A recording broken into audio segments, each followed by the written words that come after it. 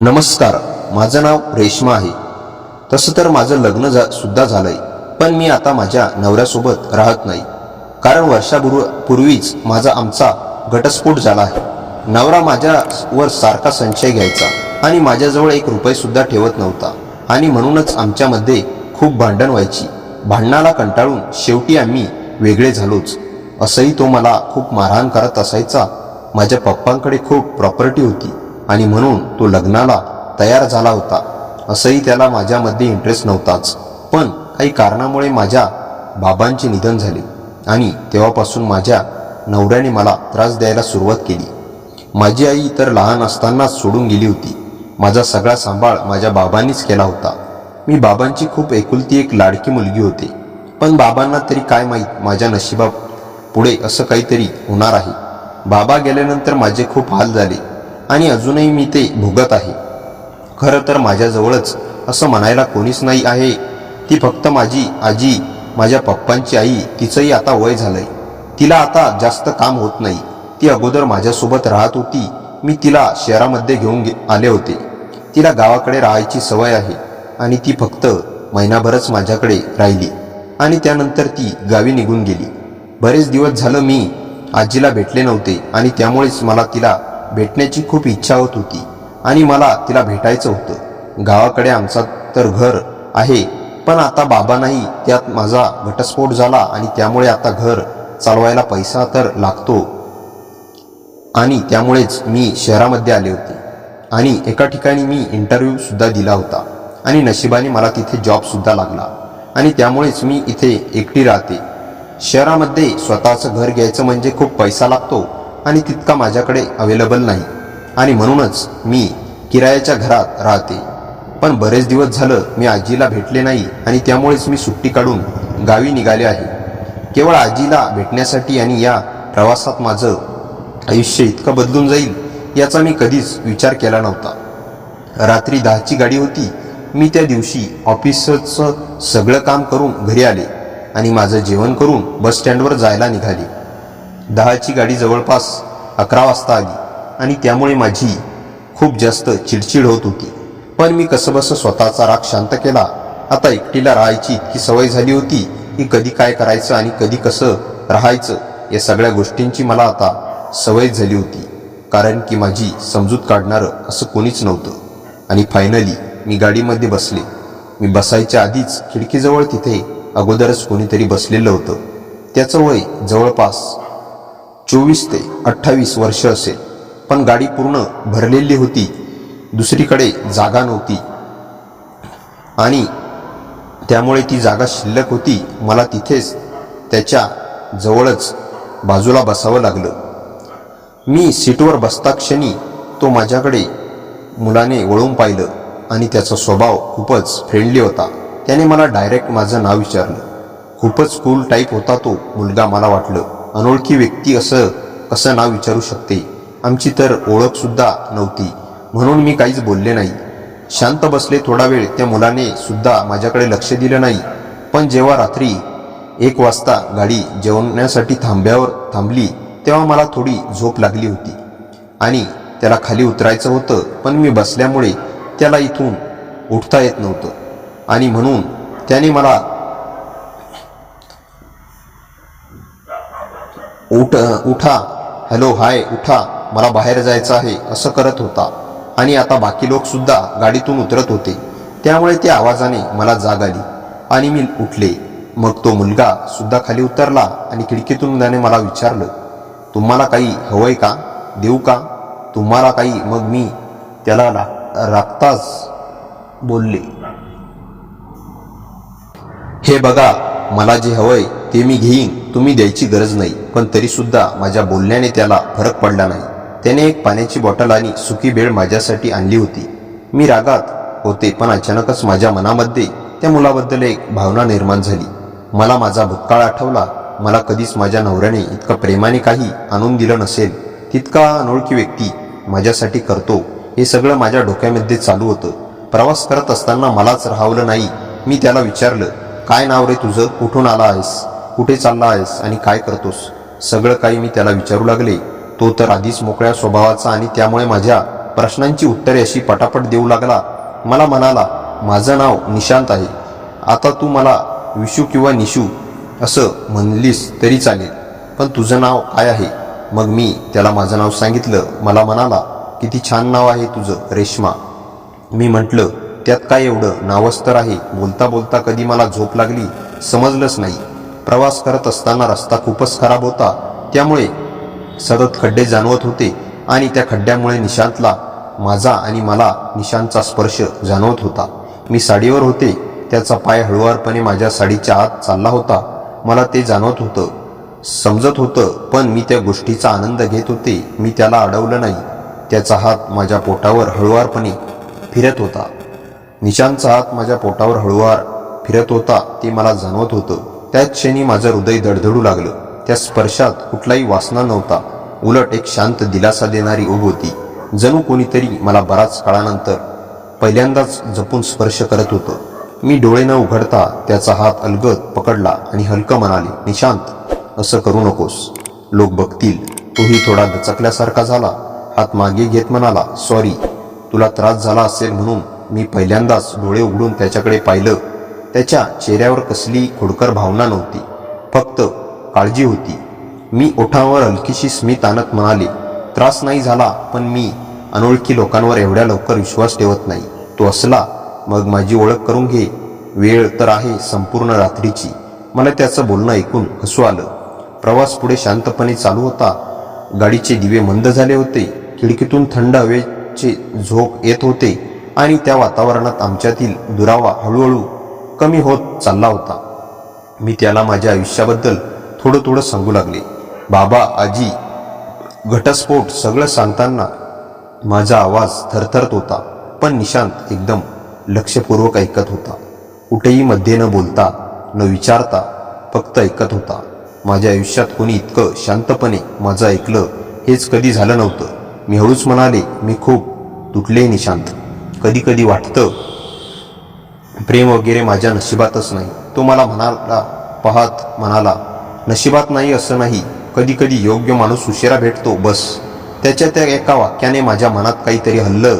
आम्ही दोघे पुन्हा शांत झालो, पण ती शांतता रिकामी नव्हती. त्या शांततेत एक वेगळीच जवळीक होती. काही वेळाने गाडीचा जोराचा धक्का बसला आणि मी घाबरून त्याच्या खांद्यावर टेकले.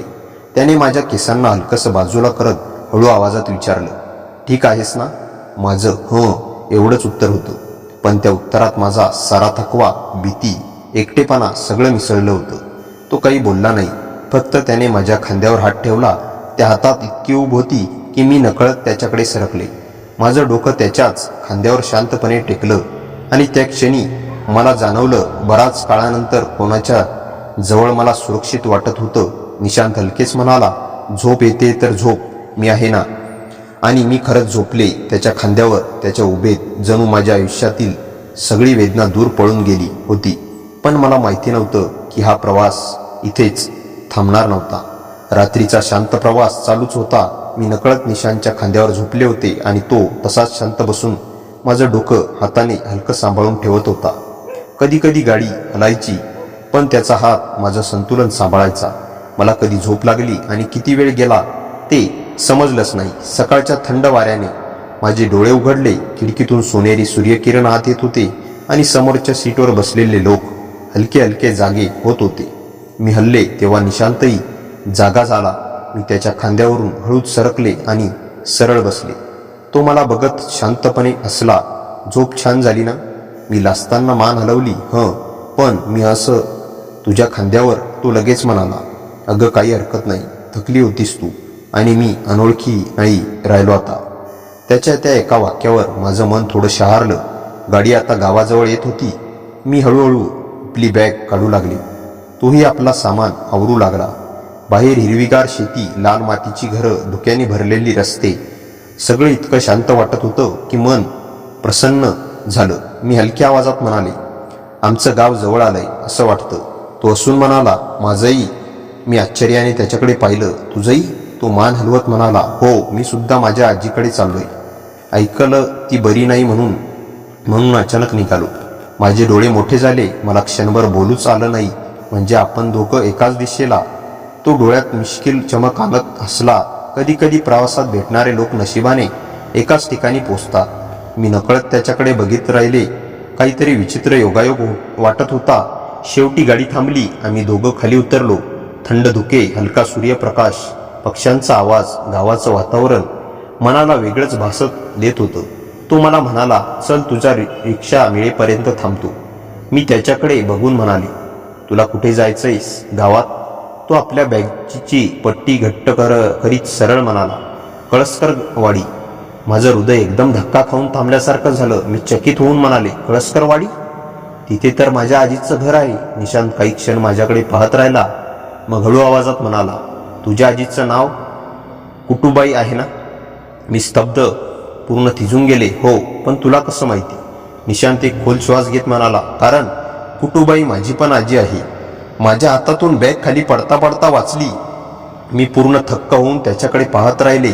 दोघं काही क्षण बोललोच नाही. मग तो हलकेच बोलला, रेश्मा, आपण बहुधा नातेवाईक असू शकतो. माझं हृदय धडधडू लागलं.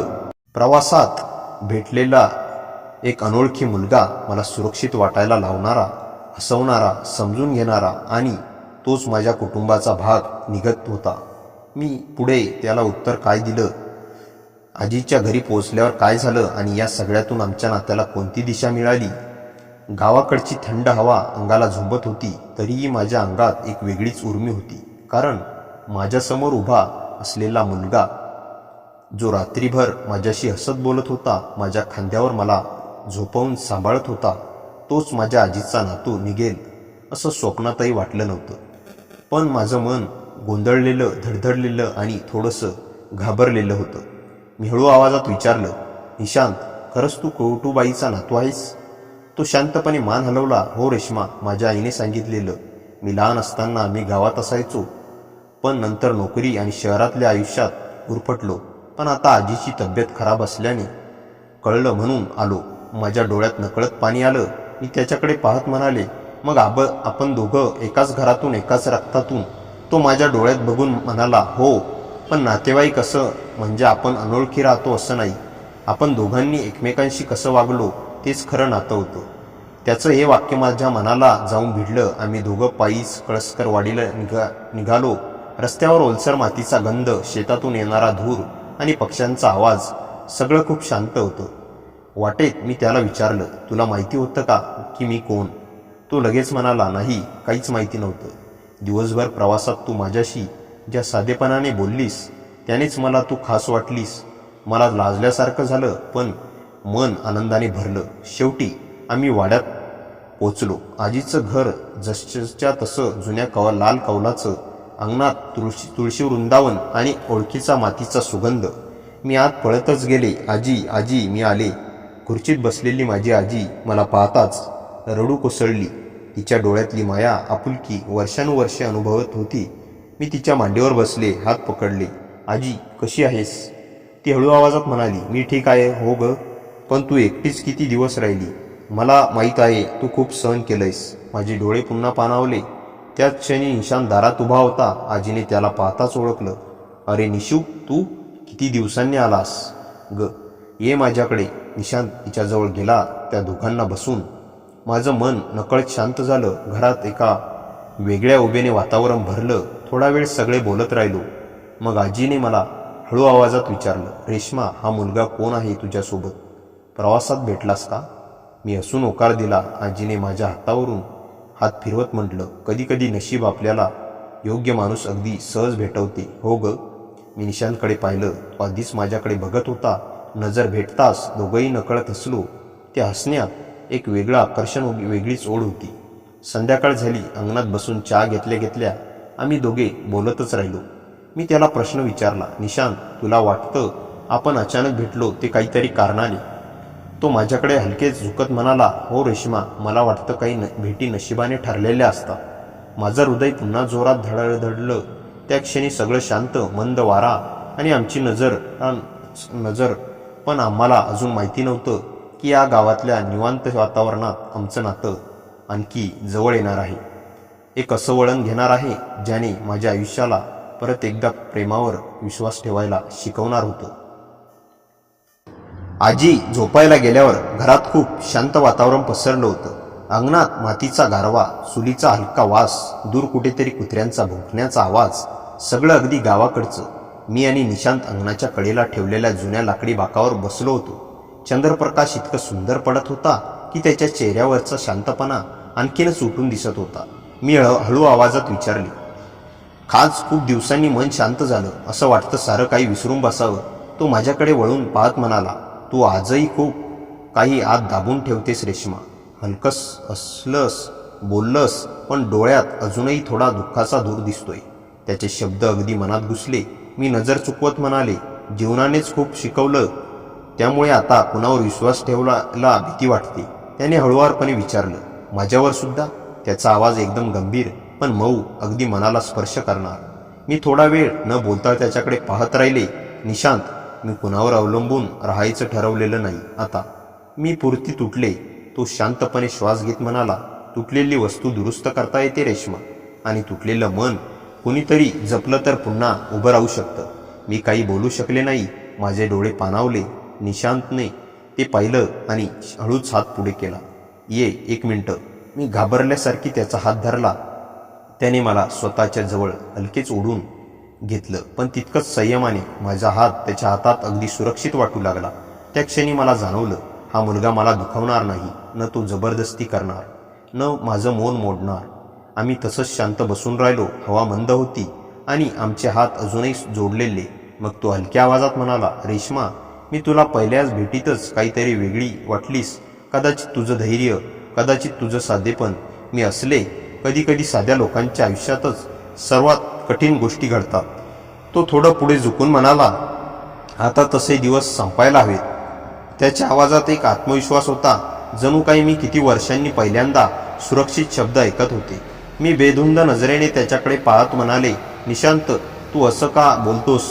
तो मला म्हणाला, कारण कोणीतरी तुझ्यासाठी उभं राहण्याची वेळ आली आहे. त्या क्षणी माझं हृदय थांबल्यासारखं झालं. सान्यात त्याच्या डोळ्यात एक वेगळंच मृदू प्रेम चमकत होतं आणि मला माझ्या अंगावर रोमांच उठले. मी नजर खाली घातली, पण त्याने हलकेच माझ्या ठोठावरील केसांची बट बाजूला सारली. तो इतका स्पर्श अलगत होता, इतका जपून, की माझ्या मनात काहीतरी वितळलं. मी कुजबुजले, निशांत, मला भीती वाटते. तो अगदी हळू आवाजात म्हणाला, मी आहे ना. त्या एका वाक्याने माझा संपूर्ण थरथरता आत्मा शांत झाला. आम्ही दोघं जवळ आलो, इतके की माझा श्वास त्याच्या श्वासाला स्पर्श करत होता. पण त्याने कुठेही घाई केली नाही. त्याचं वागणं इतकं सन्मानाने भरलं होतं की माझं मन त्याच्याकडे अजून ओढलं गेलं. मग हळूच, अतिशय हळूहळू त्याने माझा हात आपल्या हृदयावर ठेवला. इथे ठेव, तुला जाणवेल मी खोटा नाही. त्याच्या हृदयाची धडधड माझ्या हातातून जाणवत होती, जोरात, उबदार, जिवंत. आणि चंद्राच्या प्रकाशात त्या शांत अंगणात मला जाणवलं, कदाचित प्रेम अजून संपलेलं नाही, फक्त योग्य माणूस उशिरा भेटला आहे. आम्ही दोघे तसंच एकमेकांकडे पाहत राहिलो आणि त्या क्षणाने आमच्या नात्याला न बोलता एक वेगळं गहिरं रूप दिलं. रात्री आम्ही बराच वेळ अंगणात बसून बोलत राहिलो. सान्याखाली त्याचा चेहरा किती शांत दिसत होता आणि माझ्या मनात मात्र अनेक घालमेल चालू होती.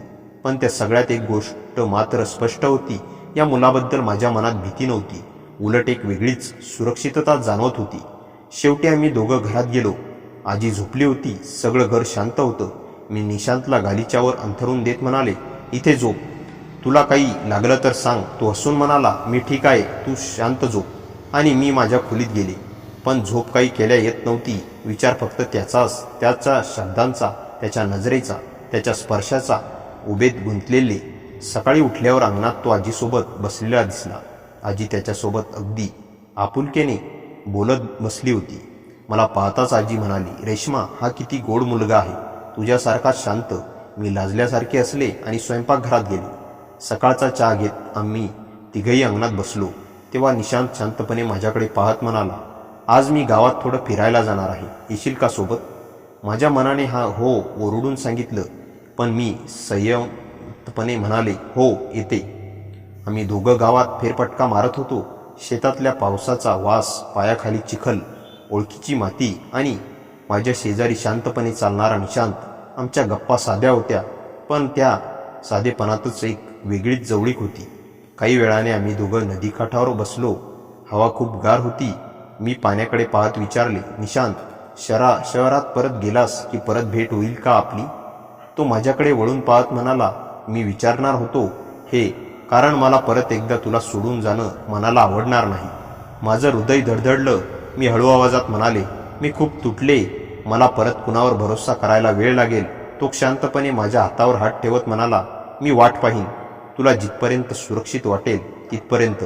प्रेम ही घाईची गोष्ट नसते रेश्मा. मी त्याच्या डोळ्यात पाहिलं. ते अगदी प्रामाणिक आणि जपणाऱ्या भावनांनी भरलेलं होतं. त्या क्षणी मला पहिल्यांदा स्वतःला परत एकदा जगायला तयार झाल्यासारखं वाटलं. काही दिवस गावात गेले आणि त्या दिवसात मी आणि निशांत आणखी जवळ आलो. पण आमच्यात कधीच चुकीची घाई झाली नाही. फक्त हळूहळू वाढणारं एक सुंदर नातं होतं.